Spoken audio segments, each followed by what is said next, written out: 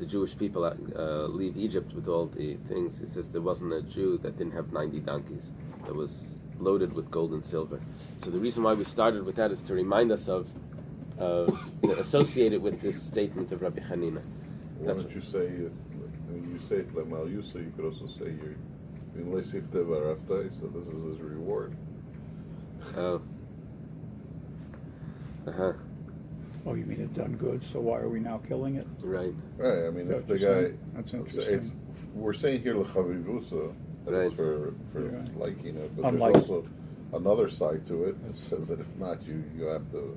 You're right, because unlike dogs, where they get something for having done it, Uh-huh. Right. right? Yeah. All right. Donkey goes to heaven. Iba Yasema. No. Watch for Shrek. Iba Yasema, another answer is Aidi de Zutrin Mili de Behemoth Meya Pasuk V'Shadila. Because it's just the halachas of a Behemoth Meya are much shorter. So we wanted just to get that over with. Let's get the small things away, and then we can spend the rest of the Masechta discussing the kosher animal. Okay, Amar Rabbi Yitzchak bar Nachmani, Amar Reish Lakish Mishum Rabbi Shia. Here we're going to start a discussion about acquisition, how acquisition works. How do you acquire something?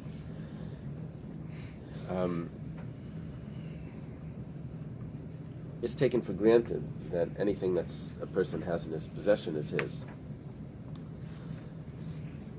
Does it say in the Torah that? There's a discussion. Reb Shimon Shkab discusses why is it that where in the Torah does it discuss just actual ownership? He says it doesn't need to say it in the Torah. It says that's the social contract that you made a shirt. It's yours. That's it. And then the Torah says that no one's allowed to steal it. And but then you have to do it. How do you transfer it? So here we're going to discuss this transfer, how a transfer of ownership works. The basic ownership, according to Reb Shimon, is it's like a law that precedes Torah law, which is a very unique thing because you don't really hear this anywhere else. Reb Shimon asks, how could it be a law that precedes Torah law? That everything should be from the Torah. So Reb Shimon says, well, who told you to observe the Torah? You had to have your own acceptance of observing the Torah. You had to accept it. You see that your acceptance precedes the Torah law. Chassidus would say different. Chassidus would say no. You keep the Torah because of your neshama. Keeps the Torah. There's nothing that precedes the Torah law. Okay, so It's in Natsav and Ishma, which implies that there was an acceptance Right. before the hearing Right. of the Torah. right. It goes back to were we obligated? Who obligated us to follow the Torah? When we said Nasav and Ishma, we weren't Jewish yet, right? So we were non-Jews that took a promise.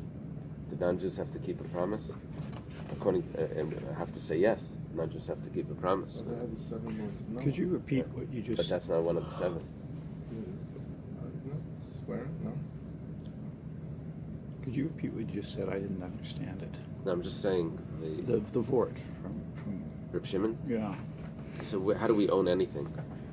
So Reb Shimon says that no, he's asking: does it state in the Torah that something belongs to you? His option is like this: you could say, well, it says in the Torah you're not allowed to steal. Oh, that law that you're not allowed to steal tells me that there must belong to, that there's such a thing as ownership. Or you can say that no, that there's a law that precedes the Torah. There's a social contract. He calls it mishpatei b'nei adam. Yeah, it was one of those 7 laws of Noah is not to steal. Not to steal. Yeah. Not to steal. So But where did not that about come from? keeping your promise. Okay, but where did that come from? Not stealing. It's stealing because Okay, so that either that tells me ownership, yeah. or I have ownership, and then comes along the laws and says no one's allowed to take it. Okay. Amar Reish Lakish Mishum Rabbi Shia. Reish Lakish says in the name of Rabbi Shia, Yisrael shenasin mois levet kechavim v'behemtei. If a Jewish person purchases an animal from a non-Jew, b'dinehem, we follow their laws, assuming the non-Jewish laws. Afal pi shloi mashach, even though the Jew did not pull the animal, that's one of the types of acquisition, is mashicha, is to draw it to him. Kana, he already acquires it. The Jew has acquired it by just giving the money. Money is a type of acquisition. Usually it doesn't work for movable property like an animal. It works for land. You can give money. Here we're saying that it's working even for movable property because that's how it works by the non-Jews. And because he acquired it, he's obligated, and the firstborn, that it's a firstborn. The firstborn of that is going to have the laws of a bechor. A non-Jew that gives money, it also works according to their laws.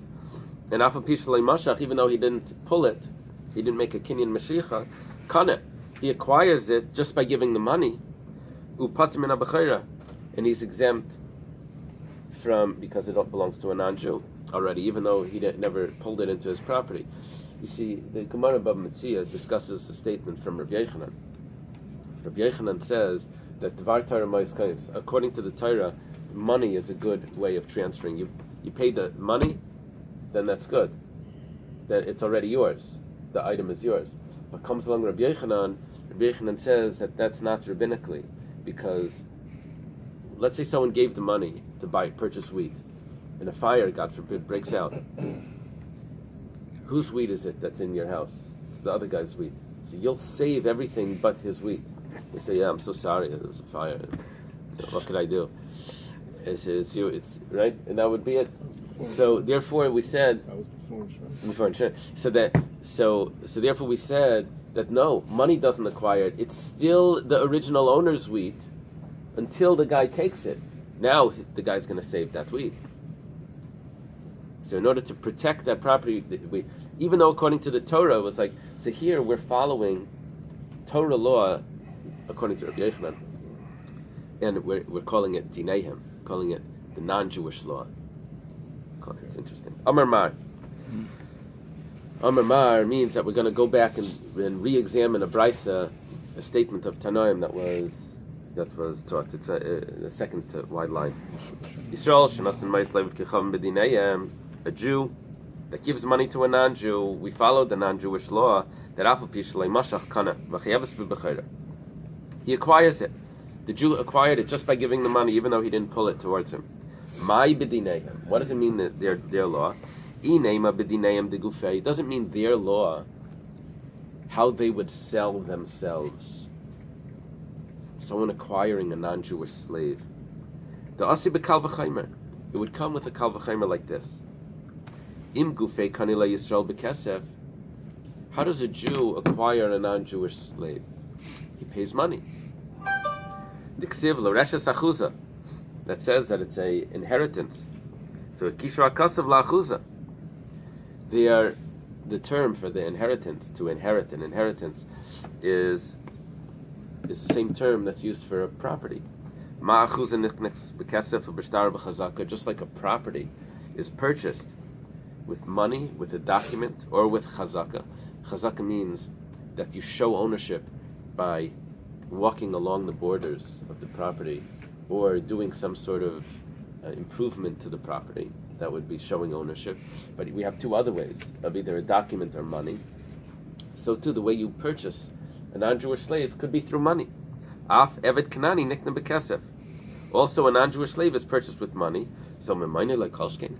So the non-Jewish non-Jewish cow should also be purchased with money. If he himself is purchased with money, for sure that's good enough.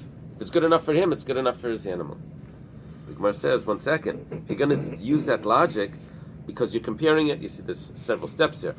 Property, you can use kesef, shtar, and chazaka. Money, document, and showing of ownership. That goes to Eved Kanani. From property to Eved Kanani, to non-Jewish slave, that you use money.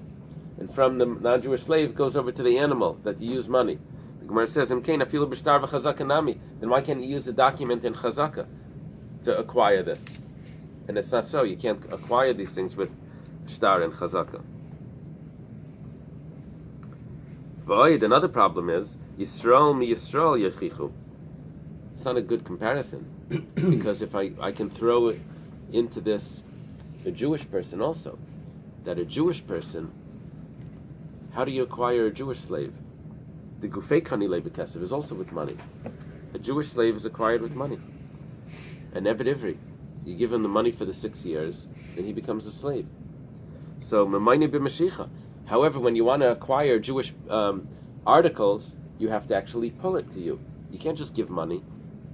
If you're going to say that we're comparing slavery to property, that we're making a kal v'chaimer, that if it's good enough for his body to acquire the person, so for sure it's good enough for the possessions, for the articles, so then it should work by a Jew also, that you just give the money and you acquire it. Ela amar Abaya, rather Abaya says, B'dineim shepaskalem Torah, it's the laws that the Torah applied to it. Oikonomi adam isecha. This is do you have the pasuk inside there? Vayikra 25:14. Yeah, it's talking about not to overcharge someone. The laws of interest and the laws of overcharging. It's called a na. You cannot let it overcharge someone more than 1/6 of its value. So it says if someone acquires something from his friend, from the hand of his friend, that's the term. Miyad amisecha hudim b'mashicha.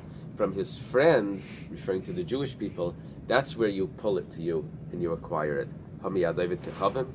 But if it's a non-Jewish person, then it's bekesef. So in other words, there's an exclusion here. Where is it miyad, from hand to hand, that it's the exchange from the hand, that the article needs to exchange hands? That's only by amisecha, by a Jew. By a non-Jew, you can give the money and it's already purchased. The Gemara asks, how do you know that who threw in this money factor here? It says, how do you acquire something from a Jew? You exchange, it goes from hand to hand. But how do you know that money works for a non-Jew? Where do you get that from? Maybe you can't acquire it all from a non-Jew unless you actually bring it into your own property. The Gemara is not suggesting that you should never be able to purchase anything from a non-Jew, even though that's the words of it. What it means is that we're looking to be able to have some sort of acquisition. You see, today it's you click, I accept on the computer, and then you're done. Then you spend 4 hours on the phone saying that that's not what you meant. But you also click I confirm. So I confirm. So in the olden days, you see here you're not actually receiving any items, right. So that's why you click something. Over there, also you weren't actually taking the item home. There was a real purchase, but you weren't. Maybe you have to actually take it home in order for it to be considered yours. Amri Leisal Kadai, they said no, don't think like that. Kal v'chaimer. Here's where we use the kal v'chaimer. In gufay kaina, if you can acquire this person's body as a slave with just handing money, and you didn't take him home yet, you for sure should be able to acquire his property, his possessions, without taking him home. And so therefore we know it must be money. Maybe you need two type of acquisitions by a non-Jew. You need to give the money and you also have to pull him. Amri v'lav kal v'chaimer. Again we have a kal v'chaimer. To acquire the person himself as a slave, you only need one acquisition. You give him money. Now for his possessions, I need two acquisitions. Maybe this one or that one, which means maybe you can acquire from a non-Jew with pulling it without giving the money, which that's how it works by a Jew. You owe the money. If you pull the item, a large item, that you pull it, that's already yours, and then you're responsible to pay for it. So maybe that's how it works by a non-Jew. The Gemara says, "Dumi damisech." Ma misech b'chada, afay v'kam nan b'chada. No, it's going to be comparable to the Jew. By the Jew, it works with one acquisition. By the non-Jew, it also works with one acquisition. Okay. I think I should stop here. The next Gemara is exactly the same thing. Do I have another 3 minutes? Yeah. Okay, so let me finish this Gemara because it's a total repeat. There were two cases here. The Jew buys from the non-Jew, and the non-Jew buys from the Jew. And it says it follows the non-Jewish law that by giving the money that's enough. And the Gemara discusses what does it mean the non-Jewish law. And it just discussed it in both cases, but it repeats the same thing. Amar Mara, it was taught before. A non-Jew that gives money to a Jew, to purchase from him his animal. Bidineim, we follow the non-Jewish law. Afal pishlei mashach, that even though he doesn't pull it, he's kana he acquires it just by giving the money. Upater min ha-bechira, and then he's exempt from the firstborn. My bidineim, what does it mean the non-Jewish law? Eily mi bidineim de gufei, it doesn't mean the non-Jewish law that would be referring to the buying a non-Jewish slave. Mishum da'asi b'kal v'chaymer, and we'd have a kal v'chaymer. Im gufei, it's actually the non-Jew buying a Jewish slave. Actually, that's how it would work here. If a non-Jew has a Jewish slave, how does he acquire him? Kanile b'kesef, diksiv mikesef miknasei. So, for sure, a non-Jew can acquire from a Jew his property, his possessions, also with money, if he acquires the body. So Yisrael mi Yisrael yechicha. No, you can't prove like that. The gufa kana bekesef ma'inu b'mashicha. Because by a Jewish slave, you acquire his body. A Jew acquires a Jewish slave with money, but he can't acquire his possessions with money. He has to actually pull it. It's the rule that the Torah said.